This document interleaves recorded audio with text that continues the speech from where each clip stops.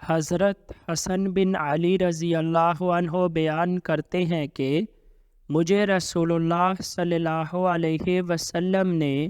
یہ دعا یا کلمات سکھائے جنہیں میں وتر میں پڑھا کروں۔ اللہم اہدنی فیمن ہدیت وعافنی فیمن عافیت وتولنی فیمن تولیت وبارک لی فیما اعطیت وقنی شر ما قضیت فإنک تقضی ولا یقضی علیک وإنہ لا یذل من والیت تبارکت ربنا وتعالیت۔ اے اللہ، مجھے ہدایت دے کر ان لوگوں کے زمرے میں شامل فرما جنہیں تو نے ہدایت سے نوازا ہے،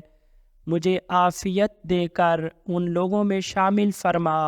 جنہیں تو نے عافیت بخشی ہے، میری سرپرستی فرما کر ان لوگوں میں شامل فرما جن کی تو نے سرپرستی کی ہے،